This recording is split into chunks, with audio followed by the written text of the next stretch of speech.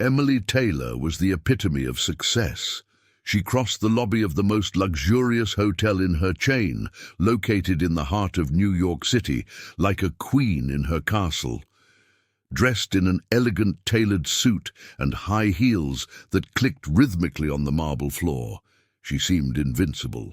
Executives, employees, and guests averted their eyes as she passed, not out of disdain, but out of respect.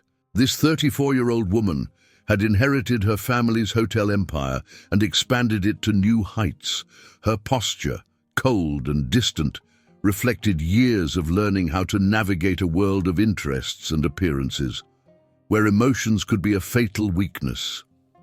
That day, after an exhausting meeting with foreign investors, Emily left the hotel feeling a strange pressure in her head. It was a hot, muggy afternoon in New York, and the air felt heavy. She tried to ignore the discomfort, focusing on the packed schedule ahead, but each step felt more difficult than the last. As she crossed the street, it was as if the world around her began to spin and her vision started to fade. She stopped, trying to steady herself. The car lights and the faces of people around her blurred together. A bead of sweat trickled down her forehead as she felt the ground slipping away. Emily, the powerful businesswoman, collapsed right there on the sidewalk amidst the urban chaos of New York. Passers-by, preoccupied with their own lives, hesitated to approach. There was a brief look of curiosity, a hint of concern, but no one wanted to be the first to act. That's when Michael appeared. He had become a familiar figure in the downtown area. Wearing worn-out clothes and with a tired look, Michael spent his days helping local shopkeepers, cleaning sidewalks, and carrying goods in exchange for a few coins. There was a sense of kindness and serenity in his brown eyes, something that didn't match the harsh life he led. Michael was sitting in front of a bakery when he saw Emily's body fall. Without thinking twice, he got up and ran toward her. Kneeling beside her, he saw she was still breathing but unconscious. He looked around, hoping someone would help, but people just passed by, indifferent. With a swift motion, he opened his old backpack and took out a bottle of water. He wet his hands and gently dabbed her face, trying to revive her. "You'll be okay," he murmured, not knowing if she could hear him. As the crowd continued to ignore the situation, a cab driver who had stopped to wait for a passenger noticed what was happening and, after a brief moment of hesitation, got out of his car. Michael looked up, relieved to finally have some support. "She needs a hospital," said the cab driver, concerned. "Can you help me get her into the car?" With effort, Michael and the cab driver managed to place Emily in the back seat of the vehicle. It was an unusual sight. A well-dressed woman, clearly from a higher social class, being rescued by two men who seemed to belong to completely different realities. Without further delay, they headed to the nearest public hospital. The ride was silent, except for the murmurs of prayers that Michael whispered. He didn't know who she was, but the urgency of helping her was all that mattered. When they arrived at the hospital, a team of nurses quickly took over, bringing Emily inside while Michael remained in the waiting room, watching the frantic movements around him. Hours passed, and finally, a nurse approached. "Are you related to her?" she asked, looking curious. Michael shook his head. "No, I was just there when she fainted." The nurse frowned for a moment, but then smiled slightly. "It was good that you brought her here. It may not seem like it, but what you did might have saved her life." He nodded, feeling a mix of relief and apprehension. He sat there, on a plastic chair, waiting for news. Even though he didn't know her, he felt an inexplicable connection to the woman he had helped. When Emily finally woke up, the bright lights of the emergency room dazzled her eyes. She blinked repeatedly, trying to get her bearings. The environment was cold and impersonal, very different from the luxury she was used to. Memories of what had happened came back in disjointed flashes: the meeting, the street, the dizziness, and then nothing. Turning her head, She noticed a man sitting across the room in an uncomfortable plastic chair, his hands clasped in his lap. It was Michael. He seemed out of place there, as if he didn't belong. When their eyes met, she felt intrigued. "Who are you?" she asked, her voice weak and hoarse. Before Michael could respond, a nurse entered the room. "This is the gentleman who brought you here," she explained, giving Michael a sympathetic look. "He hasn't left your side since you arrived." Emily felt a mix of surprise and discomfort. She could hardly process the fact that she was in that public hospital, being cared for by a complete stranger. Trying to maintain her composure, she murmured a formal thank you, but her mind was already working at full speed, trying to understand how this unexpected situation had unfolded. Why would someone like him bother to help her? Emily felt exhausted. Although still weak, she insisted on leaving the bed to go home. Public hospitals were not places she frequented, and simply being there made her feel deeply uncomfortable, as if she were out of her element. She got up slowly, ignoring the slight dizziness that persisted, and asked one of the nurses to prepare her discharge papers. While waiting, her eyes found Michael's again, still sitting in the same plastic chair, looking uncomfortably out of place but determined to stay. It was a look she couldn't quite interpret, neither pity nor curiosity, just a persistent presence that bothered her, perhaps because it represented a kind of altruism she didn't understand. Decided to get out of that embarrassing situation as quickly as possible, she opened her purse and took out a $100 bill. When the nurse returned with the discharge papers, Emily approached Michael. "Thank you for your help," she said, extending the money toward him. Her voice was polite but cold, as if she were concluding a transaction. "Take this. Consider it a token of my gratitude." Michael looked at the bill for a moment, surprised. He hesitated before replying, unsure how to react. "I didn't do it for the money," he said, his voice soft and gentle, refusing the gesture. "I just wanted to help." Emily frowned, confused. It was as if she couldn't process the idea that someone could act without ulterior motives. "Please, accept it," she insisted, now with a slightly more tense expression. "I insist." The discomfort on Michael's face intensified, but he eventually accepted the money to avoid prolonging the situation. He knew that, for her, it was just a way to settle a debt, to avoid further discomfort. No matter what he said, she had already decided what it meant. "Thank you," he murmured, not looking directly at her. As he put the bill in his pocket, a small crowd in the hospital had started to gather around them. The voices of curiosity and whispered murmurs echoed through the corridors. Some looked at Michael with sympathy, while others cast critical glances at Emily, as if that small scene said much more about her than any well-prepared speech or public appearance. What Emily didn't know was that a local newspaper reporter, who was there covering a traffic accident case, had captured the moment she offered the money to Michael. He noticed the tension in the scene, the way Michael tried to refuse, and saw there an opportunity to tell a story that could attract a lot of attention. "The Millionaire and the Homeless Man," he thought, already imagining the headline. In a world of fast, viral news, it was the perfect recipe for a scandal, or at least a reflection on the stark contrasts between social classes. The next day, Emily woke up in her wide bed with silk sheets, surrounded by the comfort of her luxurious apartment on the Upper East Side. The feeling of dizziness and malaise had practically disappeared, but a new weight formed in her chest.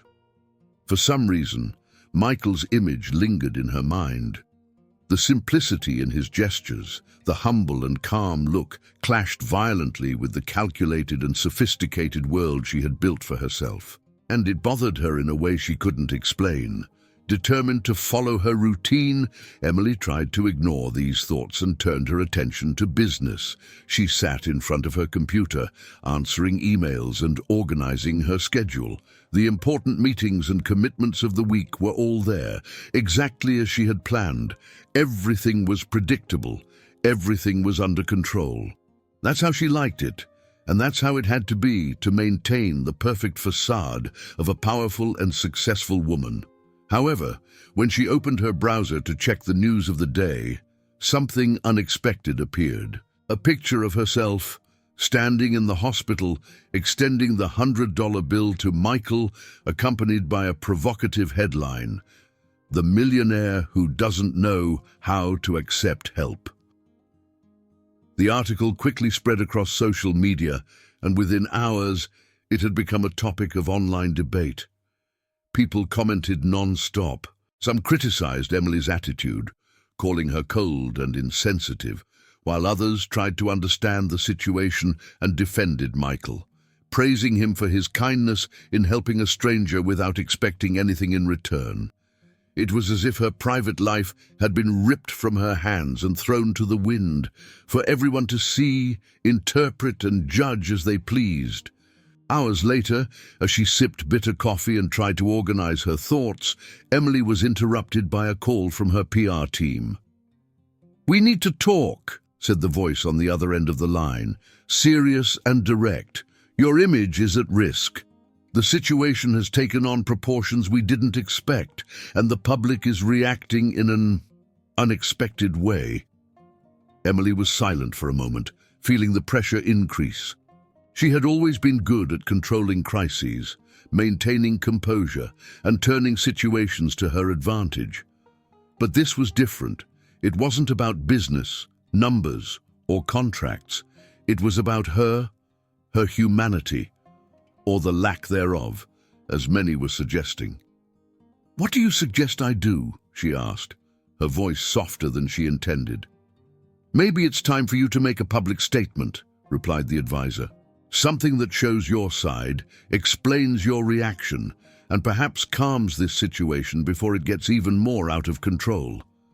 Emily knew she needed to do something, but the idea of exposing herself publicly, revealing her emotions, and dealing with judgments she couldn't control scared her.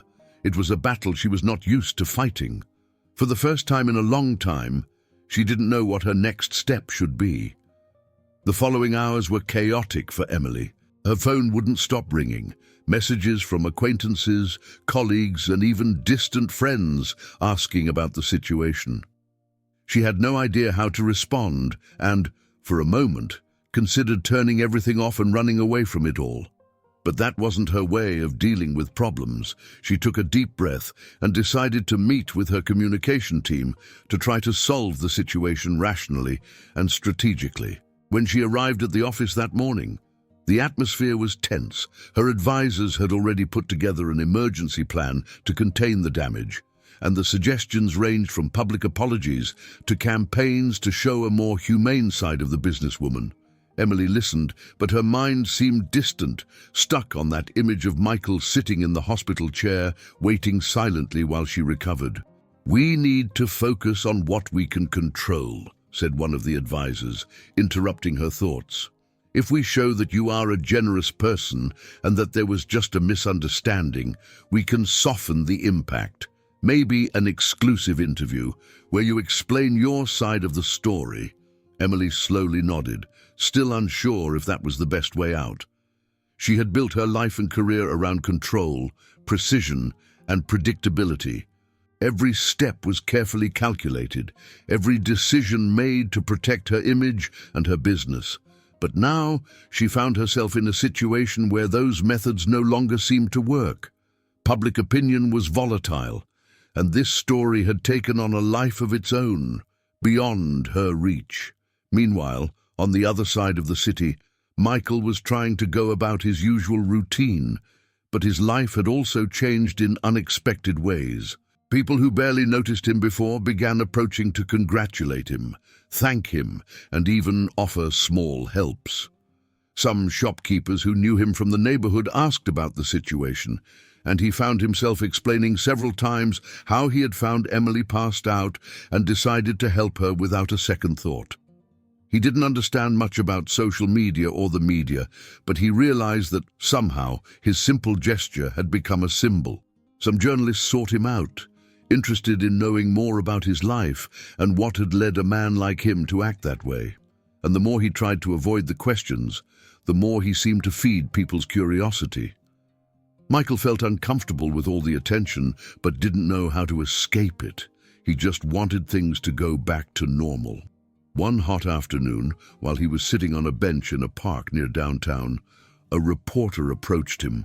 It was the same one who had captured the scene at the hospital. He seemed eager, like someone who knew he was in front of a rare opportunity. "Michael, right, can we talk for a bit?" Michael looked at him, uncertain, but eventually nodded. He didn't see any harm in telling his side, as long as it cleared up any misunderstandings.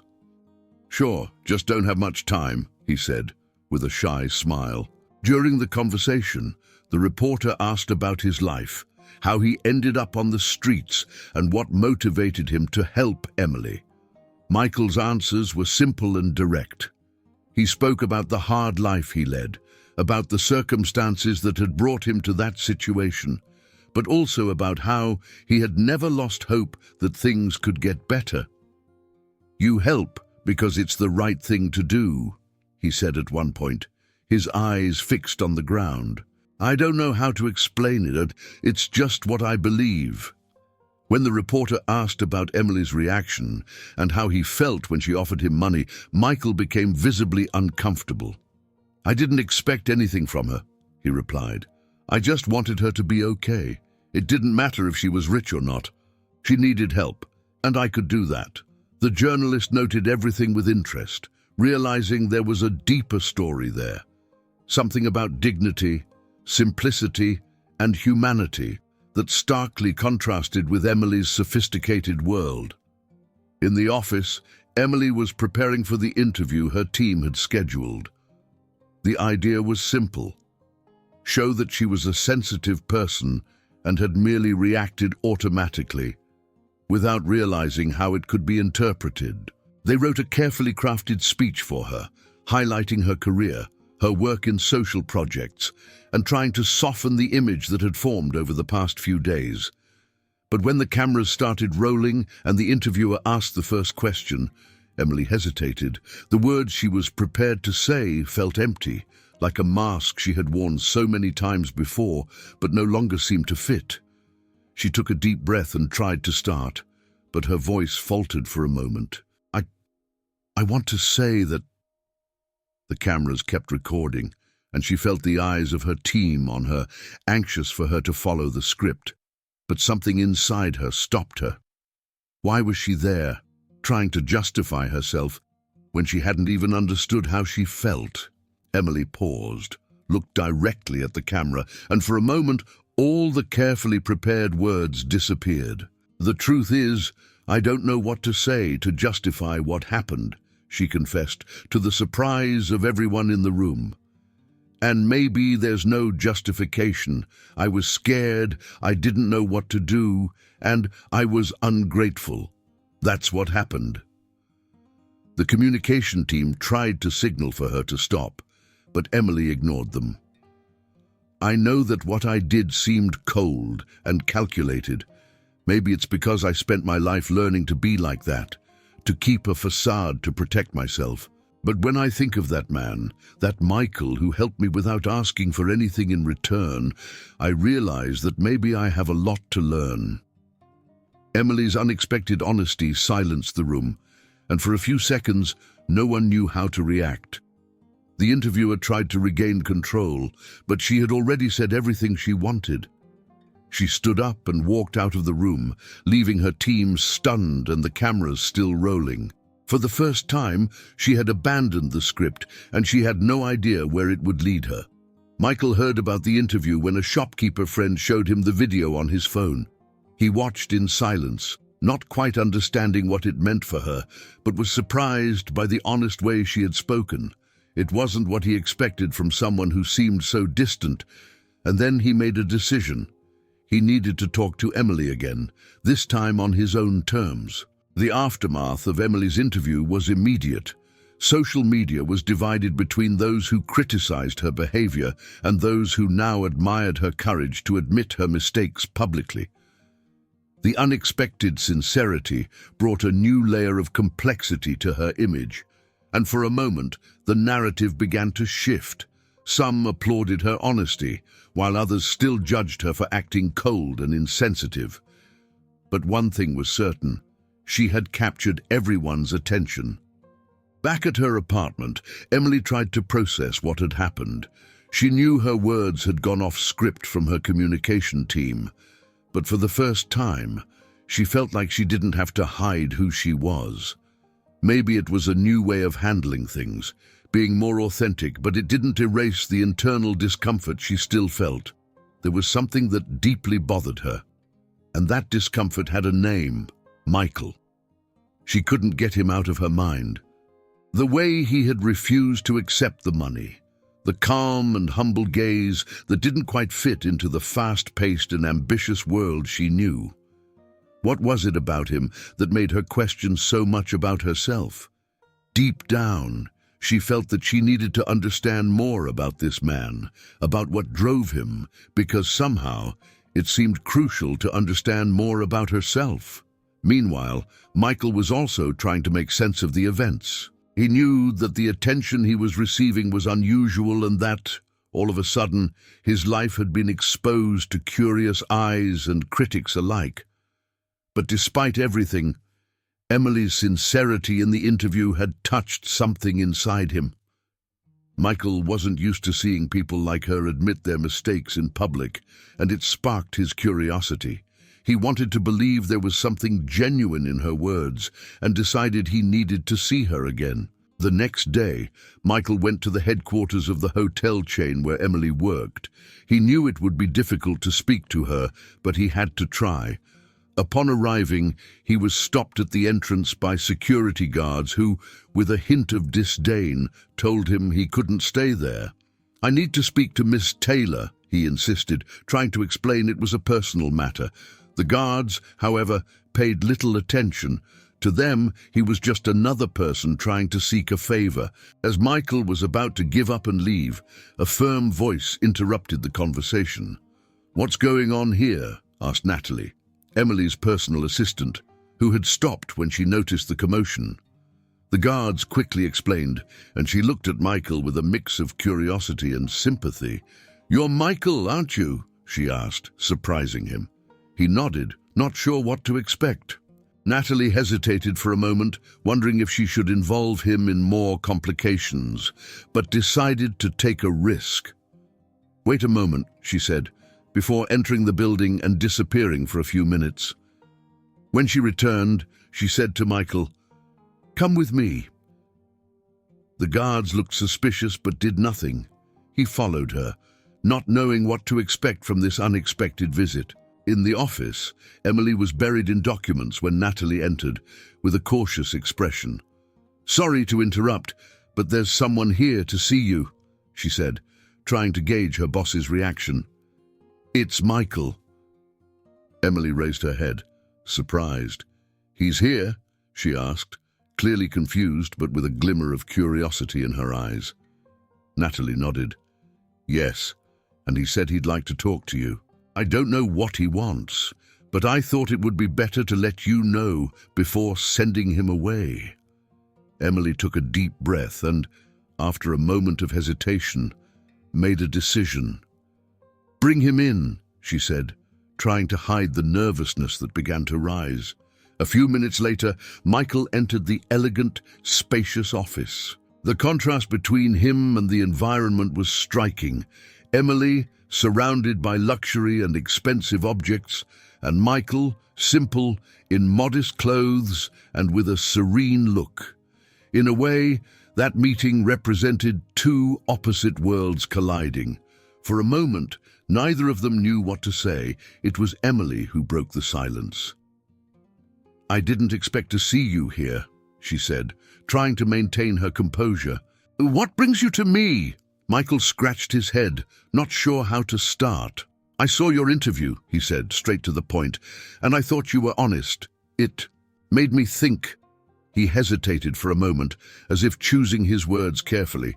"I just wanted to know why. Why apologize publicly? You didn't have to do that. You could have moved on, like everyone else does." The question caught Emily off guard. She expected a brief conversation, maybe a complaint or a request, but not that kind of depth. "I don't know," she admitted. "I guess for the first time I felt like I had to be honest, not just with others, but with myself. It was you who made me realize that when you refused the money, that was different, and I didn't understand why." Michael's eyes softened. He didn't expect his actions to have had such an impact on her. "I didn't mean to embarrass you," he said gently. "I just thought it wasn't right to accept something for doing what anyone should do. I don't expect anything in return when I help someone. It's just how I was raised." The conversation, which began hesitantly, became more natural. For the first time, Emily didn't feel the need to hide her insecurities or polish her words. She listened to Michael talk about his life, about the challenges he faced, and realized that he had a very different perspective on life than hers.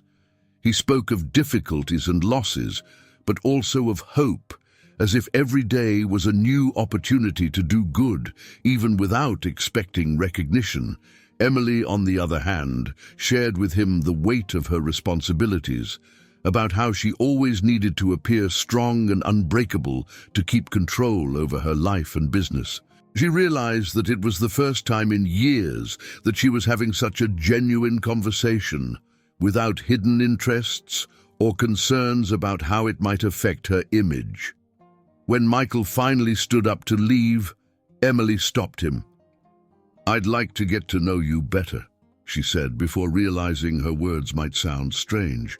"I mean, understand more about your life, what you do, if you don't mind." Michael smiled, a shy and sincere smile. "If that's what you want, I don't mind," he replied. "But it has to be a fair exchange. If you want to know my life, maybe I should get to know a bit of yours too." Emily couldn't help but laugh. It was the first time she had laughed genuinely in a long time. "Deal," she said, as Michael nodded and left, leaving her thoughtful and a bit lighter than when the morning had started. In the days that followed, Emily couldn't stop thinking about the conversation she had with Michael. It was as if, for the first time, she had let her guard down and allowed someone to see her more authentically.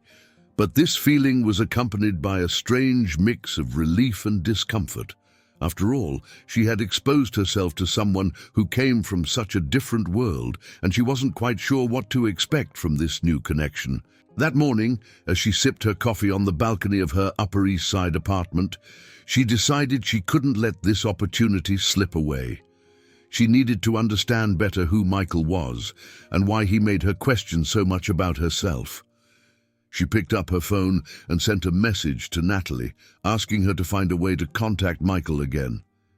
If he was willing to make a fair exchange, she wanted to start. Michael was surprised when Natalie showed up at the park where he usually spent time between odd jobs and handed him a piece of paper with an address and a time. "Ms. Taylor would like to meet you," she said, with a friendly smile. "If you're available, of course." He looked at the paper and frowned, a bit hesitant. Meeting her again meant stepping once more into a world he didn't know well, and that made him nervous. But something in the way she spoke during their last conversation made him want to give this a chance. "I'll be there," he said, putting the paper in his pocket. "Thank you for letting me know." When he arrived at the address, Michael found something unexpected. It wasn't a luxurious office or an elegant hotel, but a cozy and discreet cafe in the heart of Manhattan. The choice of location seemed thoughtful, intended for them both to feel at ease. He found Emily sitting at a table near the window, looking out with an expression that alternated between serenity and concern. When she saw him, she stood up and smiled. "I'm glad you came," she said, genuinely pleased. They ordered coffee and sat down, and for a few minutes silence lingered in the air, as if both were trying to find a way to start the conversation. Finally, it was Michael who broke the ice. "So, what exactly do you want to know about me?" he asked, with a playful smile, trying to ease the tension. Emily smiled back, feeling a bit more relaxed. "I want to know who you really are, how you live, what drives you. Those things you can't see just by looking at someone." Michael thought for a moment. "My life isn't very interesting, you know," he said, with a slight shrug. "I work here and there, doing odd jobs to make some money. Sometimes people are generous and offer food, a bit of help. But what drives me is hope. I always believe things can get better, even if just a little. Maybe it's naive, but it's what keeps me going." Emily listened attentively. Every word Michael said seemed to carry a simplicity that fascinated her. She, who had always lived in a world where everything had to be planned and calculated, couldn't understand how someone could rely solely on hope. "You never think about giving up?" she asked, the curiosity slipping out in her voice. He smiled, a calm and unbitter smile. "Sometimes, yes, but something always comes along that makes me keep going, like the day I found you. If I had given up going to that area, maybe I wouldn't have been there when you needed help. And I believe things happen for a reason." Emily was silent for a moment, absorbing those words. There was something in the way Michael spoke, a faith in the unlikely, that made her reflect on her own life. She had never believed in coincidences, only in planning and control. But here he was, a person who seemed to trust in chance, in fate, and yet managed to find peace.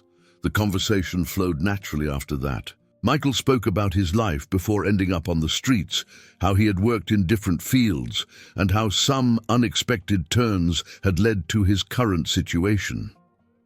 He mentioned a significant loss, something that made his voice tremble for a moment. And Emily realized there was more to his story than he was willing to share at that moment. She didn't press him, respecting his space, but she was intrigued. She wanted to know more, to understand better. In return, Emily allowed herself to open up about her own life, something she rarely did with anyone outside her close circle. She told him about growing up in a family where everything was measured by success and failure, and how she learned from an early age that showing vulnerability was a weakness. "I always thought I had to be perfect so that no one could hurt me," she admitted, looking down at her coffee cup. "But now, I'm not sure if that really protected me, or just isolated me." Michael listened attentively, without interrupting. "Sometimes being strong isn't about not showing weakness," he said softly. "It's about knowing you can fall and still get back up. Everyone needs help from time to time. There's nothing wrong with that." Emily looked up, meeting his eyes. She didn't expect to hear that from someone who, too many, lived a difficult and challenging life. And somehow, those words touched her deeply. It was as if Michael had an understanding of life she was still trying to reach. When the conversation came to an end, Michael stood up to leave. "I think I've fulfilled my part of the deal," he said playfully. "Now it's your turn. I want to see your world." Emily laughed, realizing he was serious. "All right, let's do that," she said, and there was a sparkle in her eyes that Michael hadn't seen before. "But I'll warn you, my world can be complicated." "I can handle it," he replied with a simple smile, as if he were accepting a challenge. And so they said goodbye that day, with a promise that next time it would be Michael who would learn more about Emily's life. When she was left alone in the cafe, Emily realized that something inside her was changing. Michael had brought a perspective she hadn't had before, and it made her want to learn more, not just about him, but about herself. What once seemed like a simple misunderstanding at the hospital was now turning into something much bigger, a chance to learn, to grow, and maybe to reconnect with a part of herself that had been forgotten for so long. She knew there was a long road ahead, but for the first time in a long time, she was willing to follow it, without knowing exactly where it would lead. And maybe, just maybe, this was the beginning of something she had never imagined was possible. 2 days later, Michael received another message from Natalie. This time, the invitation was different. He was asked to meet Emily at one of the most sophisticated hotels in the chain, where she had scheduled a tour to show him a bit of what her daily routine was like. When Michael arrived at the location, he was awed by the grandeur of the building.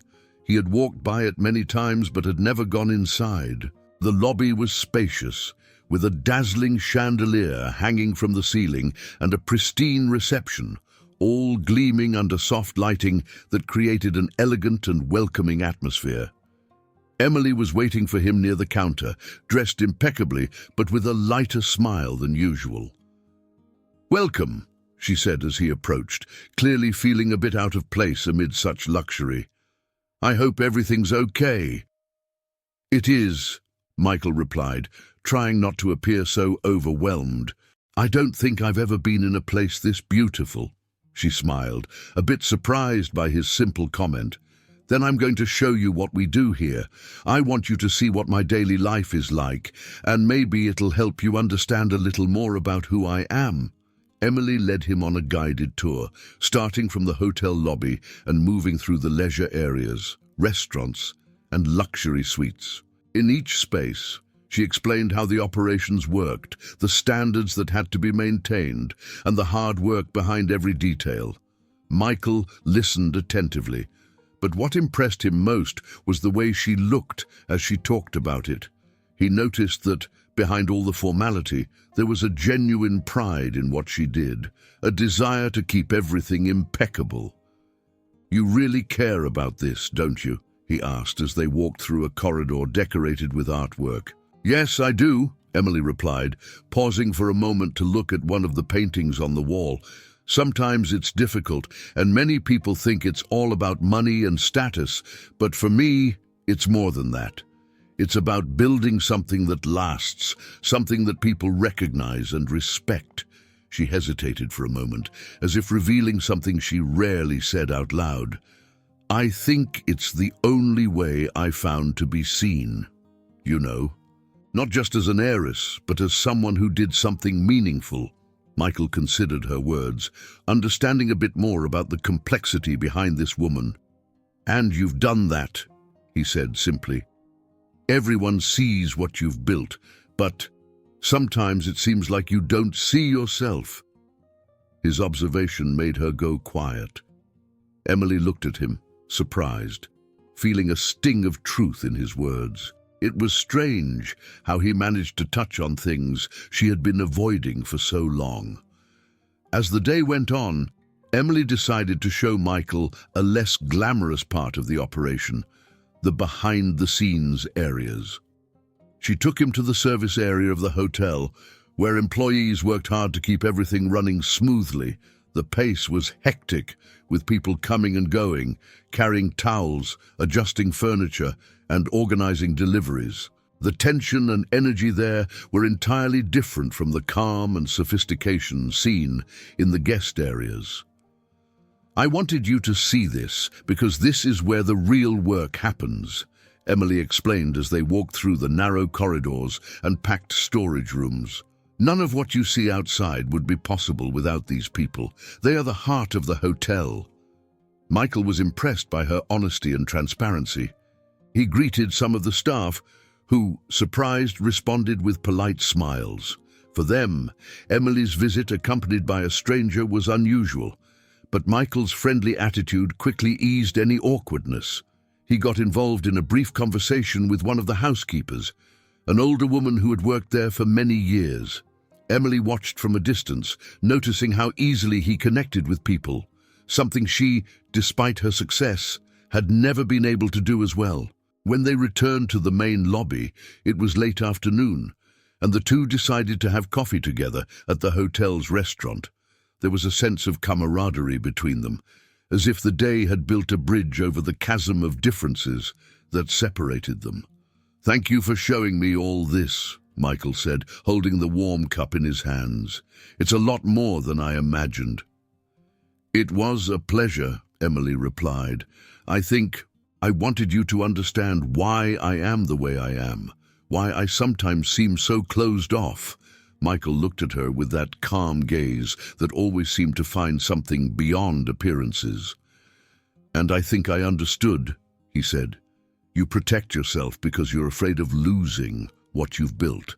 But that doesn't mean you can't let people in once in a while." That phrase echoed in Emily's mind.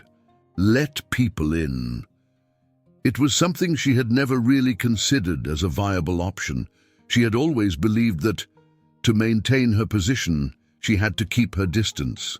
But now, looking at Michael, she felt that barrier she had built begin to crumble, and it made her feel vulnerable, but also free. When Michael was about to leave, Emily made a proposal that surprised both of them. "I'd like to spend a day with you," she said, her tone softer and less formal. "But not here, in my world, in yours." He looked at her, startled. "In mine?" he repeated, not quite sure how to react.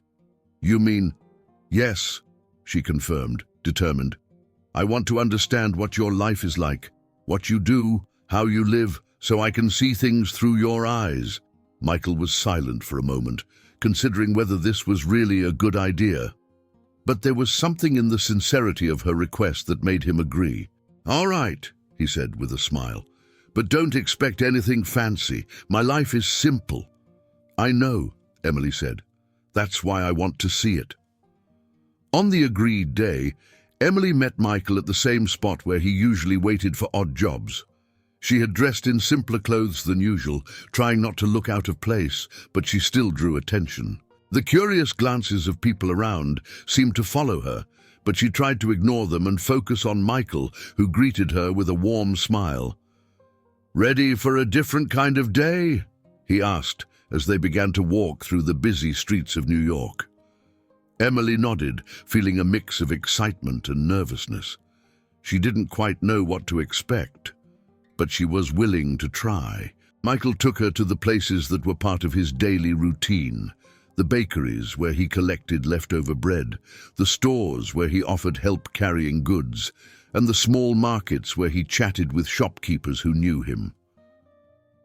Emily was surprised by the way he was treated, not as a stranger or a beggar, but as someone who was part of that community, who brought a bit of kindness to the city's hectic daily life. She realized that, even without money or status, Michael had found a way to be valued and respected simply by being who he was.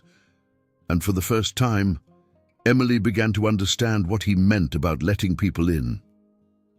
Maybe that was the secret she had lost along the way, and perhaps there was still time to learn. Emily felt like she was experiencing something entirely new. The day she spent alongside Michael took her to places that, despite being in the same city where she had grown up and worked, were completely unknown worlds to her. Walking through the busy streets of New York, she saw the city from a new perspective, through the eyes of someone who, unlike her, had to struggle every day just to get by. As they walked, Michael talked about the people he knew. There was the fruit vendor on the corner, the seamstress who set up a small stall on the sidewalk, and the man who sold newspapers, always with a smile. Emily listened attentively, fascinated by how he described each person with warmth and respect. "They're like family to me," he explained, as he waved to a group of kids riding their bikes. "It's not easy living on the streets, but people here help me in ways you wouldn't imagine." At a street corner, they stopped to get coffee from a simple stand. Michael greeted the vendor, who seemed to know him well, and quickly explained who Emily was, easing the evident curiosity on the young man's face. "She's getting to know my world," Michael said, with a tone of pride that made Emily feel a little embarrassed. She realized that, behind his simplicity, there was a dignity that was hard to ignore. During the day, Michael took Emily to a temporary shelter where he sometimes spent the night. It was a simple place, with peeling walls and few amenities, but it provided relief for those who, like him, didn't have a fixed place to sleep. Emily entered the place with some hesitation, not out of fear, but because she didn't know how to react. She felt the curious gazes of people there, some suspicious, others simply intrigued to see someone who clearly didn't belong to that environment. "This is where we can rest a bit when there's nowhere else," Michael explained. "It's not always easy to find a bed, but at least here we're protected from the cold and rain." Emily observed the space. It was small and cramped, but there was a certain order, an attempt to maintain dignity even in the most difficult circumstances. She talked to some of the residents, who were receptive once they realized she was there to learn, not to judge. It was the first time she had heard directly the stories of people who had lost everything, who had faced unimaginable hardships, yet still carried hope. The narratives were tough, but there was a strength in them that deeply impressed her. As they left the shelter, Michael looked at Emily and noticed she was quiet, thoughtful. "It's hard to see all this, isn't it?" he asked gently. "It is," she admitted, with a lump in her throat. "I knew there were people in difficult situations, but I had never seen it up close. It always felt distant, you know, like a statistic, something I read in the news. But now it has names, faces," Michael finished, understanding what she was trying to express.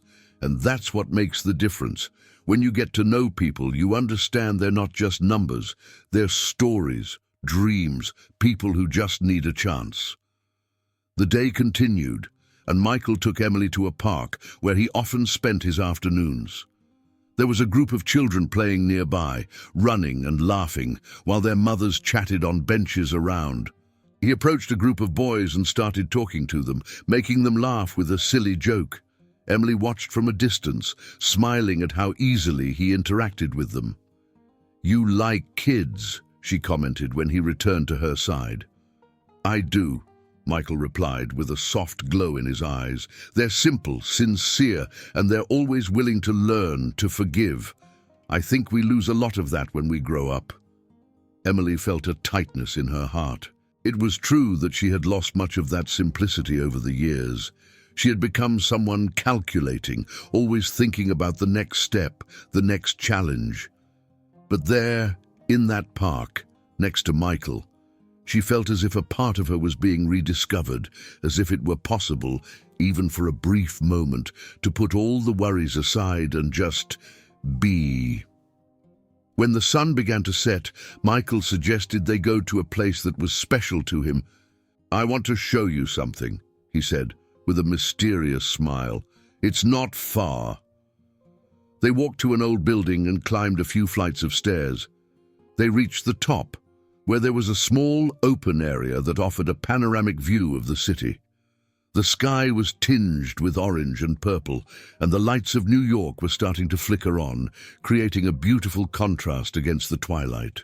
"I come here sometimes when I want to think," Michael explained, leaning against the railing. "The view reminds me that no matter how hard things get, the world is big, and there's always a new day coming." Emily remained silent, observing the city below. It was the same New York she knew, but seen in a completely different way. "You always manage to find beauty, don't you?"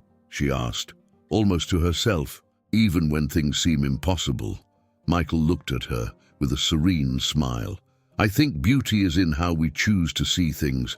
It can be difficult, but if we look for it, we'll always find something worth it." That night, when they said their goodbyes, Emily realized she was feeling different. There was a lightness she hadn't felt in a long time, a sense of freedom she couldn't explain. "Thank you for showing me your world," she said sincerely. "It was an experience I won't forget." "It was my pleasure," Michael replied. "And who knows, maybe now you can see your world a little differently too." She smiled, knowing he was right. What had started as an attempt to clean up her image was turning into something much deeper. Michael wasn't just someone who had helped her in a moment of need. He was becoming a bridge to something she had never considered, a world where things weren't measured by success or failures, but by simple acts of kindness and compassion. As she walked away down the illuminated streets of New York, Emily felt that there was still a lot to learn. And for the first time in years, she was willing to let that journey unfold without trying to control every step of the way. The new routine between Emily and Michael grew in ways neither of them could have anticipated. She began setting aside small moments of her week to meet up with him, whether for a simple coffee at a local diner or to walk through streets she had never visited before. The conversations they had were always honest and unpretentious, something she never thought she would enjoy so much. For the first time, Emily allowed herself to just be present without the constant need to worry about appearances or strategies. However, this new relationship did not go unnoticed. Michael's presence in her life raised questions within her company and among her acquaintances. Some viewed it with suspicion, wondering if she was trying to stage a humanitarian marketing campaign. Others, closer to her, found her attitude shift strange, as if she were lighter, more open. Emily knew she needed to explain, but at the same time, she didn't want to turn that bond with Michael into a public spectacle. Even so, the pressure was building, and it left her feeling uneasy. Her communications team suggested she use the narrative to highlight her journey of self-discovery, creating a positive image. But that made her feel manipulative and fake, something she didn't want to be, not after everything she had learned from Michael.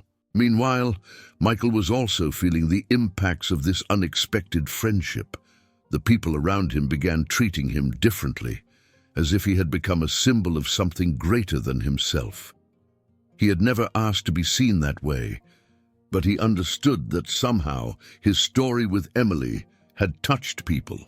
But as new as the attention was, he knew what mattered most was the simple truth of what he felt. He enjoyed being with her, talking to someone who, despite all their differences, seemed to be seeking something similar. One of those afternoons, as they walked through downtown, Michael suggested a different outing. "Have you ever been to St. Patrick's Cathedral?" he asked, looking down a busy street that opened up to a small plaza. Emily shook her head, intrigued. "No, I've passed by many times, but I've never been inside." "Then let's go," he said, excited. "I want to show you something." The cathedral was simple yet beautiful, lacking the ostentation of grander churches, but it had its own charm. The silence inside the building was welcoming, like a refuge from the city's hustle and bustle. Michael led Emily to a bench in the middle of the sanctuary, and they sat in silence for a few minutes. She looked around, observing the stained glass windows that let in soft, colorful light and the intricate details of the old architecture. It wasn't a place she usually visited, but there was something there that made her feel at peace. "I come here whenever I need to think," Michael explained, looking at the simple yet imposing altar. "I'm not exactly religious, but this place helps me find a bit of peace. You know, a pause." Emily looked at him, surprised. "I never imagined you liked coming to a church." "It's not just the church," he replied. "It's what it represents to me. A place where I can disconnect from the world and just be, away from worries, away from judgments." She understood perfectly what he meant. She felt something similar the first time they had a real conversation at the hospital. It was as if, next to Michael, she could let down the mask she always wore. "I think I get it," she said softly. "It's hard to find that kind of peace when everything around you feels chaotic." The visit to the cathedral became a turning point for Emily. In that simple place, she began to open up to Michael in ways she hadn't before. She told him about her fears and insecurities, about the pressure of maintaining an impeccable image and the loneliness she felt despite all her success. I spent so much time trying to be perfect, to prove I was worthy of what I inherited, she confessed, her voice trembling a bit. But it seems like the harder I try, the more distant I become from people. Michael listened in silence, and when she finished, he placed his hand over hers, a simple gesture but full of compassion. Sometimes we need to stop trying so hard and just let things happen, he said. I know your life is different from mine, but I think deep down, everyone just wants to find a place where they can be who they really are. Emily felt tears well up in her eyes, but this time, she didn't hold them back. There was something liberating about admitting her weaknesses without fear of being judged. Thank you, she said, wiping her eyes and smiling. I guess I never said this to you, but thank you for helping me see things differently. Michael smiled back, a smile that said more than words could express. You don't need to thank me, he replied. I'm just being myself, and I'm glad it made a difference for you. In the days that followed, Emily realized she was changing in ways she hadn't anticipated. She started paying more attention to the small things, listening more to the people around her, and even finding moments of pause in her hectic routine. It was as if, little by little, she was rediscovering who she was beyond the title of businesswoman. But this transformation didn't come without challenges. There was still a part of her that resisted, that feared losing control, and with it, everything she had built. As she reflected on these changes, she decided it was time to do something she had been putting off for a long time. She needed to visit her mother, a woman who, despite always being present in her life, maintained a distant and formal relationship with her. For Emily, this was one of the most difficult connections of all, a family bond that, for many reasons, seemed to have unraveled over the years. When she arrived at her mother's house in an upscale neighborhood of Manhattan, she was greeted with the same controlled smile as always. Mrs. Taylor was an elegant woman with impeccable posture, who had molded Emily to be strong and resilient, but there was a cost to this. And Emily knew that much of the pressure she felt came from the high standards imposed by her. They don't change, do they? Said Mrs. Taylor as she served tea for the two of them. The expectations, they have always existed, and they always will. Emily looked at her mother, realizing that those words were a veiled acknowledgement, perhaps even a kind of apology. Mom, she began hesitantly, I wanted to tell you about someone I met. He helped me see some things differently, and I think it made me realize that I was hiding behind this idea of perfection. Mrs. Taylor lifted her eyes, surprised by the honesty. And you think that's a bad thing? She asked, without judgment, just curiosity. I think it's hard, Emily replied, because sometimes trying to be perfect means stopping being human. When she left her mother's house, she felt as though a weight had been lifted from her shoulders. She knew there was still a lot to resolve, but for the first time, she was willing to face these challenges without hiding behind masks. And she knew that, to continue on this path, she needed to be honest, not just with herself, but with Michael, and maybe even with the world. The changes in Emily's life did not go unnoticed by those around her. Colleagues at work began to notice a different tone in her meetings. There was a lightness in the way she spoke and, interestingly, a greater willingness to listen to suggestions. Even so, the transformation that intrigued her the most was the one happening within herself. The conversations with Michael had been a revelation, and she felt that, for the first time in a long time, she was rediscovering parts of herself that had been forgotten. But with this new awareness came new challenges. One afternoon, while reviewing reports in her office, she was interrupted by a call from Natalie. Emily, there's a reporter wanting to speak with you. He's insisting on getting an interview about your relationship with Michael. He says he's going to publish a story with or without your version of events. Emily felt a chill run down her spine. She knew the story with Michael had generated curiosity, but she didn't expect it to escalate. "Tell him I'm not interested," she responded, trying to keep her voice steady. "My personal life is not a topic for an interview." "I told him that, but he seems determined," Natalie insisted. "I think we need to be prepared to deal with this, in case the story comes out regardless." Emily spent the rest of the day distracted, thinking about what this exposure would mean. She knew that if her relationship with Michael was portrayed the wrong way, it could not only hurt him, but also compromise what they had built together.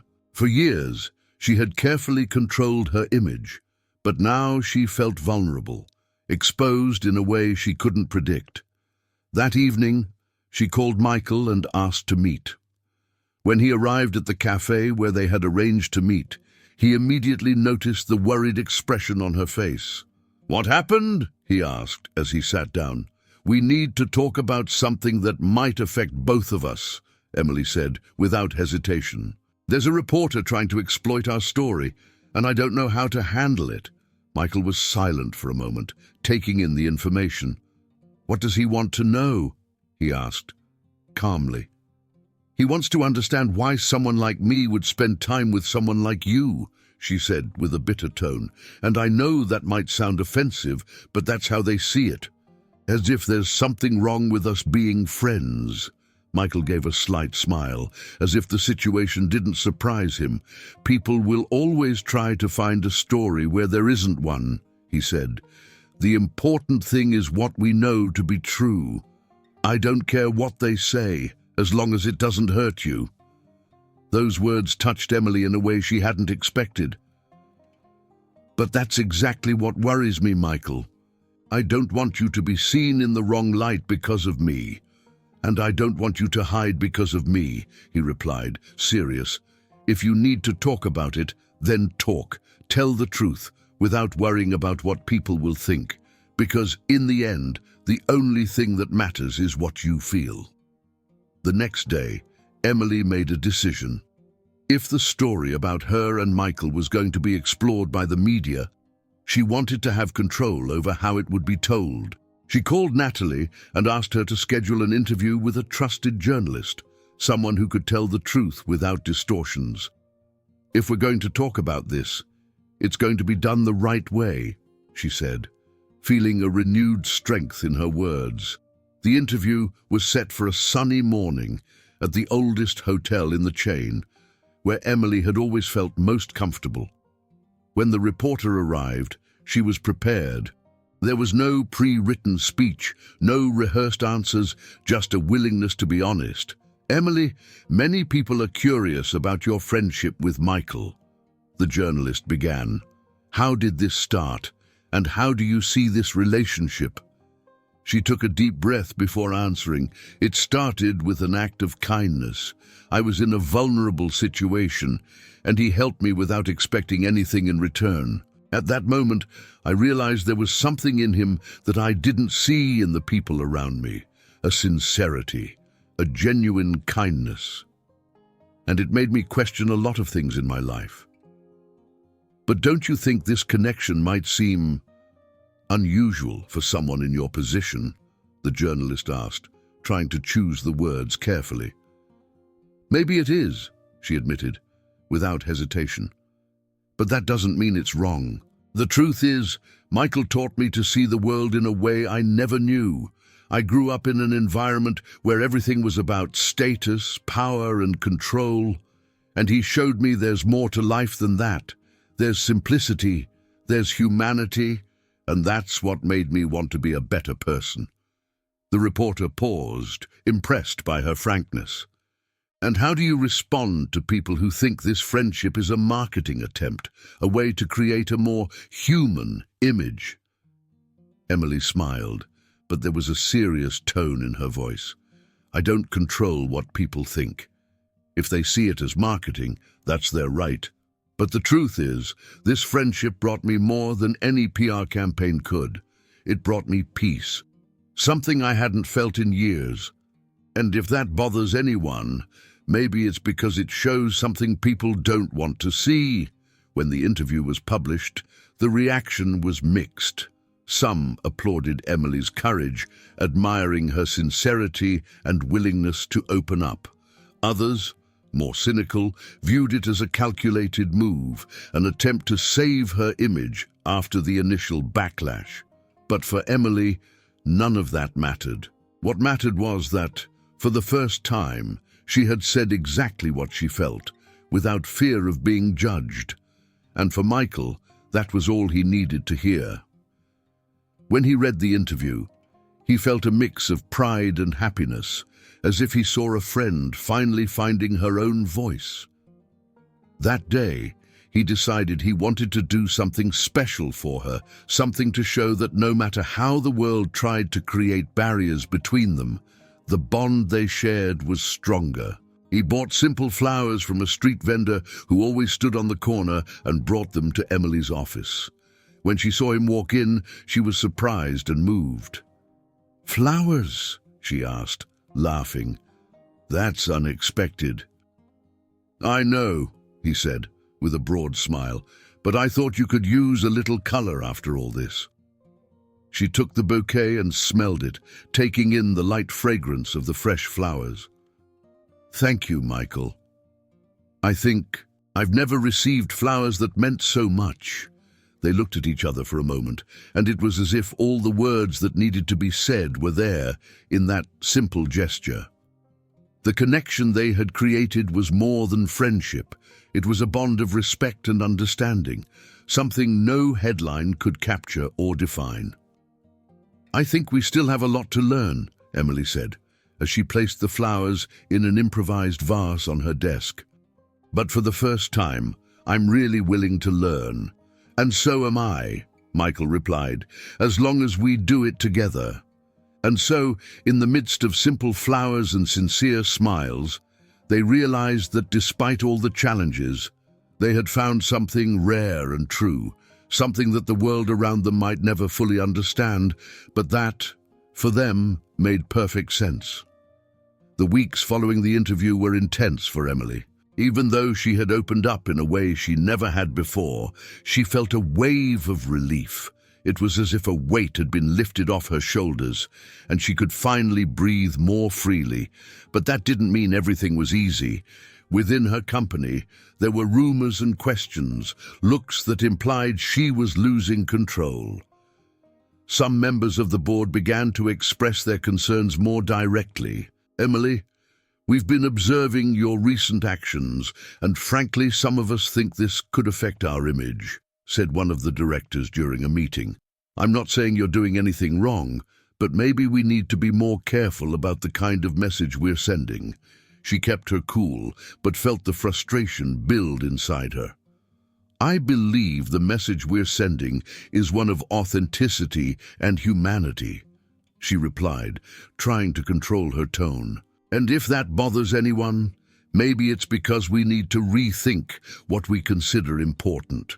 The director hesitated, surprised by her firmness, but didn't press further. Emily knew that some of her colleagues would never understand what she was trying to do, because they had always lived in a world where power was everything.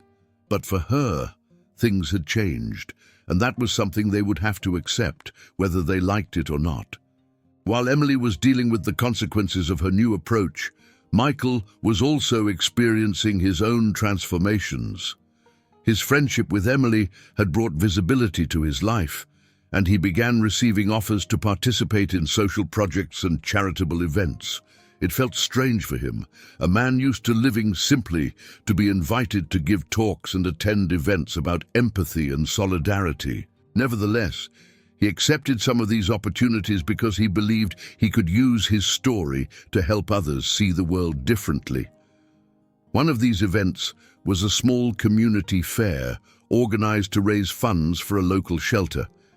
Emily found out that Michael would be there and decided to show up as a surprise without the usual pomp that accompanied her presence at public events.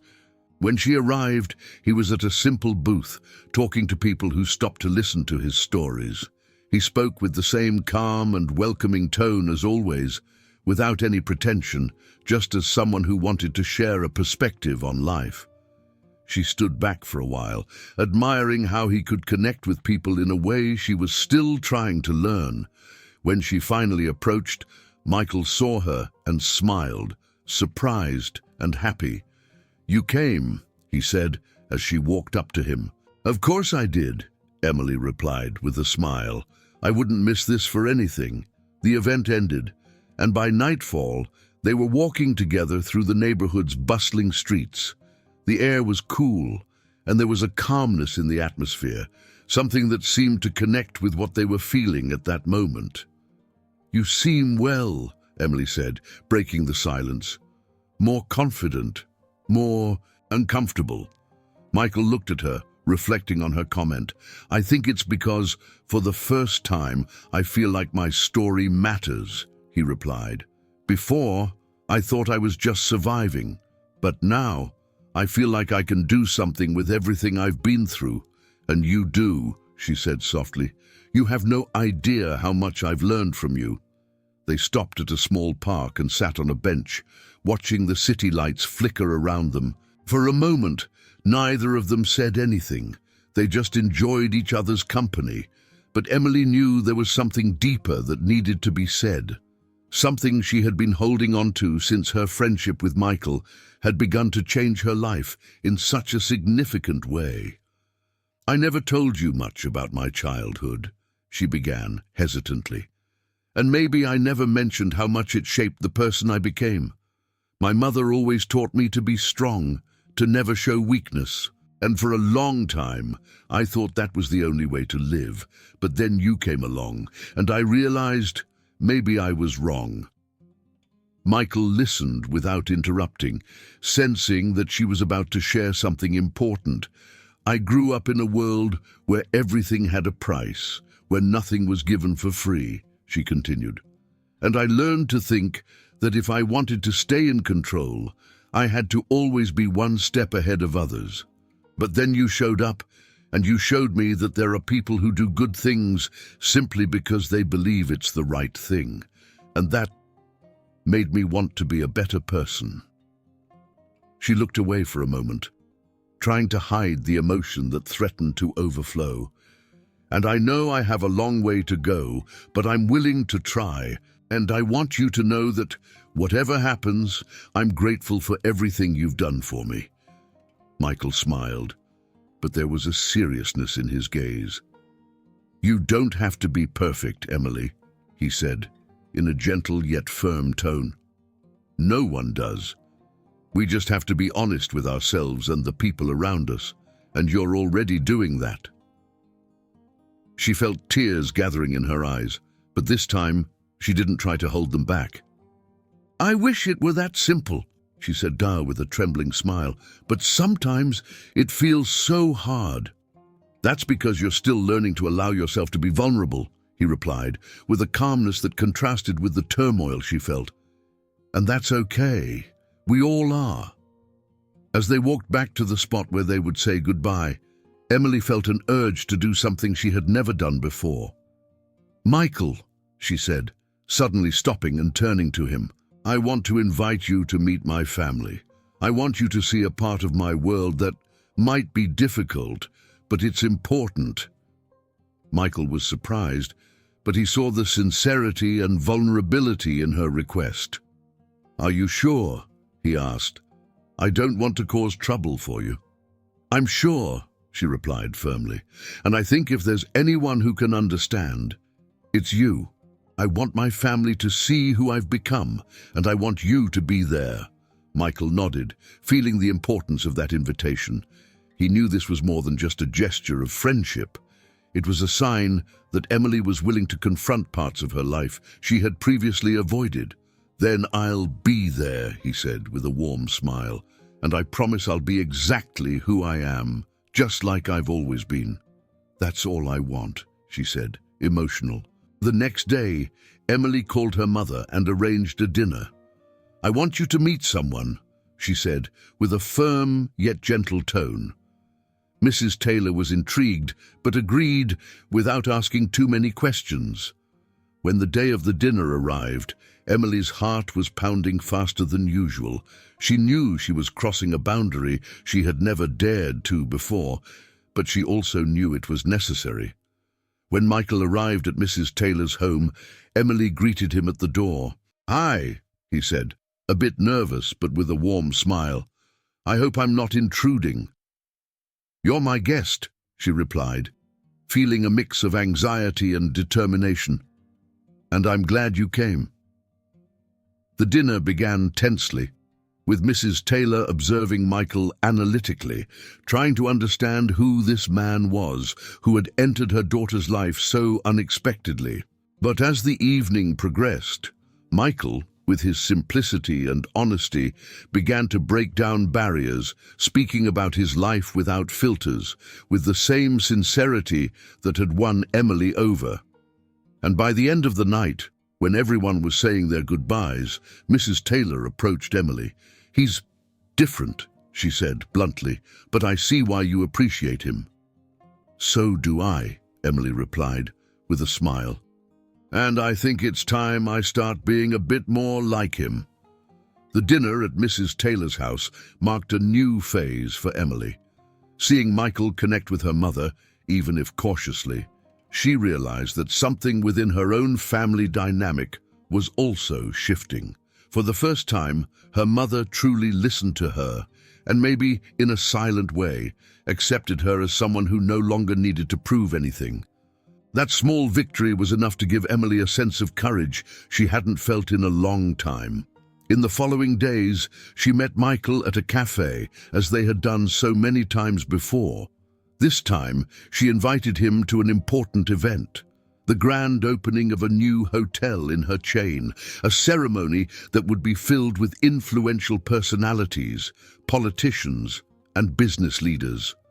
"I want you to be there," she said, nervously stirring her cup of tea. "And I want people to know who you are to me." Michael was surprised by the invitation. "You know that's going to raise questions, don't you?" he said, with a gentle smile, but fully aware of what it meant. "People are going to want to know why I'm there among all those important people." "I know," Emily replied firmly, "and I'll answer all of them, because I don't want to hide or half-explain who I am and who you are in my life anymore. I spent too much time trying to maintain an image, ignoring what really mattered, and that needs to stop." There was a gleam of determination in her eyes that Michael deeply admired. He knew this wouldn't be easy, but he also knew that Emily was stronger, more sure of who she was. "Then I'll be there," he said, nodding, "but only if I can wear my normal clothes," he added with a laugh. She laughed with him, knowing she wouldn't expect anything less. "It's a deal," she responded with a light-hearted smile.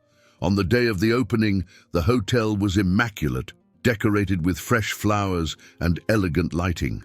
The lobby was filled with impeccably dressed guests, and the buzz of conversations echoed throughout the hall. Emily was preparing to give her speech when she spotted Michael entering, discreet yet undeniably present. He was dressed as usual, in his simple clothes, and for a moment he seemed out of place amid the luxury of the venue, but his presence brought a warmth that helped calm her nerves. When it was her turn to speak, Emily stepped onto the stage and prepared to welcome the guests and talk about the new phase of the hotel chain. But before she began the official speech, she paused, took a deep breath, and decided to speak from the heart. "Before I talk about what we're celebrating today, I want to tell a story," she began, and the hall fell silent, the guests curious to hear more. "A few months ago, I was going through a difficult time. At that moment, I was helped by someone who didn't expect anything in return. He didn't know who I was, didn't know I was the heir to a hotel chain. He just saw someone in need and acted because he believed it was the right thing to do." She looked to the back of the hall, where Michael stood, and smiled. "That person made me realize that, for a long time, I lived surrounded by luxury and comfort. But I had distanced myself from what really matters: humanity, simplicity, caring for others. And that's why today, Before celebrating this new hotel, I want to thank the person who is here with us for helping me see the world in a different way." The guests exchanged surprised glances. Many hadn't expected such a personal and emotional speech from Emily, and even less that she would highlight someone like Michael, a simple man who, to many, was just another anonymous face.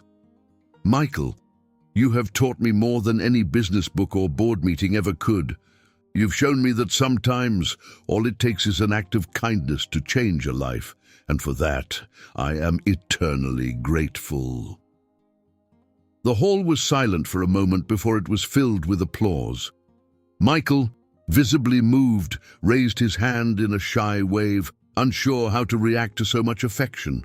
For him, it was something almost surreal, and at the same time, he knew Emily's gesture came from a place of true sincerity. After the speech, there was a reception, and many people approached Michael to meet him. At first, he was a bit uncomfortable with all the attention, but he soon realized these were opportunities for him to keep sharing his view of life. He spoke with business leaders, politicians, and even journalists who wanted to know more about his story and how he had become friends with Emily.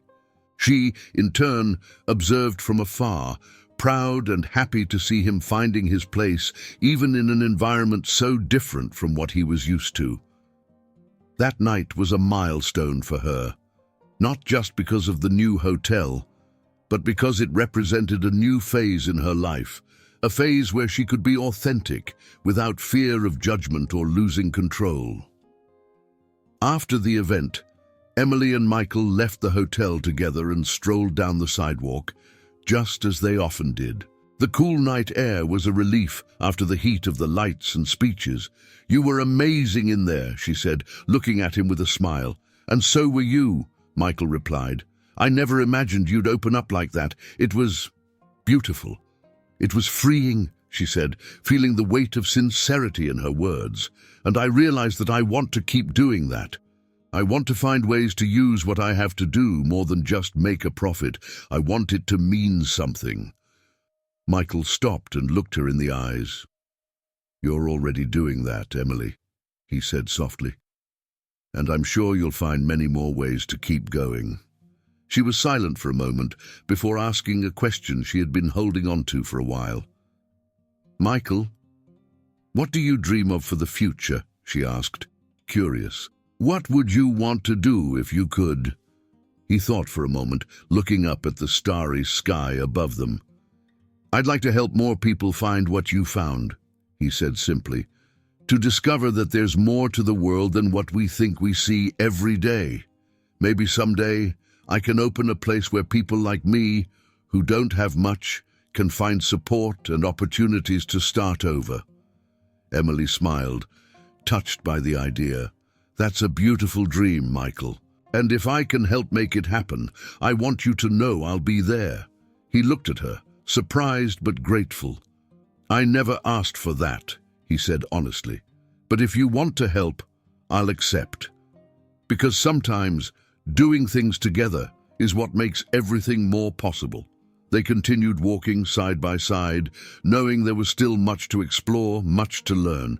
The journey they had begun together had taken them to places they never expected, and now they were ready to see where else it would lead them. For Emily, this new path was uncertain, but it was, above all, real. And for Michael, it was a confirmation that no matter how difficult life was, there was always room for kindness, connection, and hope. And together, they were ready to find out what would come next. The friendship between Emily and Michael blossomed in ways no one could have predicted. What began as a simple act of kindness transformed into a deep connection that altered the course of both of their lives. But now, they were ready to take a step forward and put everything they had learned together into practice.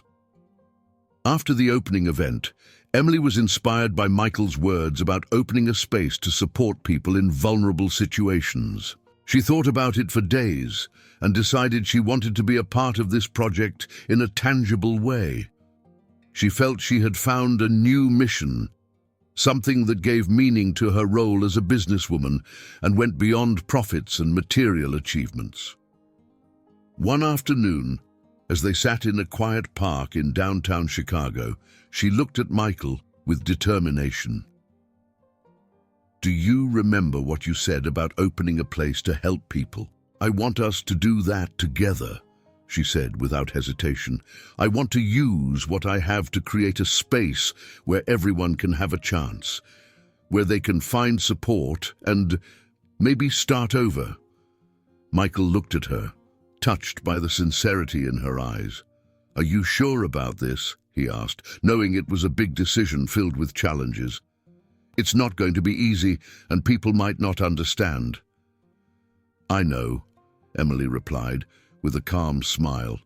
"But I've learned that the things that matter most are never easy, and I'm ready for this because, for the first time, I feel like I can use what I've built to do something that truly makes a difference." In the months that followed, Emily and Michael worked side by side to bring the project to life. They decided to create a community center in an old building in the heart of the city, a place that would not only provide meals and temporary shelter, but also training, guidance, and job opportunities for those who needed a fresh start. Michael used his experience and connections to understand the community's needs, while Emily utilized her resources and management skills to turn those ideas into reality. The project didn't go unnoticed. Many questioned Emily's intentions, thinking it was a marketing move, but those who knew her closely, including her mother, began to see the genuine transformation she had undergone. Mrs. Taylor, who had initially been puzzled by Emily and Michael's friendship, began to support her subtly, though still in her reserved way. "You're doing something important, my daughter," she said one night, "and I'm proud of you." Those words meant more to Emily than she could express. For the first time, she felt that she wasn't just meeting her mother's expectations, but was accomplishing something that truly mattered. On the day of the community center's grand opening, the atmosphere was celebratory. The building was filled with members of the community, volunteers, business people, and friends who had supported the idea from the start. Emily and Michael were at the center of it all, receiving hugs, handshakes, and words of encouragement. For Michael, it was like watching a dream come true, something he never imagined possible until he met Emily. And for her, it was proof that, despite all obstacles, she could use her position to create a positive impact. Before cutting the ribbon that symbolized the official opening of the center, Emily asked to speak. Holding the microphone, she looked at the crowd in front of her and saw familiar and unfamiliar faces, all gathered for a cause that transcended individual interests. "Today is a very special day for me," she began, trying to keep her voice steady. "And it's not just because we're opening this center, but because we're proving that when we choose to believe in kindness and human potential, incredible things can happen." She paused and looked at Michael, who was standing beside her. "None of this would be possible without him," she continued. "Michael taught me to see the world in a way I never had before. He showed me that a person's true value is not in what they possess, but in what they are willing to give to others, without expecting anything in return. And that's why this center is not just a space. It's a symbol of everything we can achieve when we choose to see the best in people." The room erupted in applause. Michael, visibly moved, stepped forward and addressed the audience. "I just did what anyone would do," he said, with the same humility he always carried. "And I hope everyone here knows that, no matter how hard life gets, we can always do something to make someone's day a little better. And sometimes that's how everything starts." After the ceremony, Emily and Michael walked through the center together, watching people explore the new space and volunteers giving tours. There was a glow in both their eyes, a sense of accomplishment that few words could describe. For Michael, it felt like the materialization of a hope he had always carried. And for Emily, it was proof that she could redefine who she was without fear of judgment. "Do you think this will make a difference?" Emily asked, as they watched a group of children playing in an area of the center designated for recreational activities. "I'm sure it will," Michael replied without hesitation, "because every act of kindness sparks another, and what we've started here will grow, even if we don't see all the results." Emily looked at him, feeling deeply moved. "Thank you, Michael," she said sincerely, "for showing me there's more to life than I ever imagined, and for giving me the courage to be different." "You didn't need courage," he replied, smiling. "You just needed a chance to see who you really are. And now that you've seen it, there's nothing that can stop you." As the sun set, painting the sky with shades of orange and pink, Emily felt a sense of peace. There was a new path ahead of her, full of possibilities, and for the first time in many years, she wasn't afraid. She knew that together with Michael, she could build something true and lasting, something that would show the world that no matter where we come from, we are all capable of making a difference. As they said goodbye that night, Michael hugged her, something they had never done before. It was a simple hug, but carried with it everything they had lived and learned together. "We have a long road ahead," he said, with a smile, "and I'm excited to see where it will take us." "Me too," Emily replied, feeling like she had finally found her place in the world. "And I know that with you by my side, there's nothing we can't accomplish." And so, hand in hand, they began a new chapter. A chapter where luxury and simplicity met, where power and humility united to create something beautiful. And as they walked together, they felt that despite all their differences, they had found a common truth that connected them: genuine kindness and the desire to make the world a better place, one small step at a time. If you enjoyed this, please consider subscribing to the channel and supporting us through the thanks button. See you next time.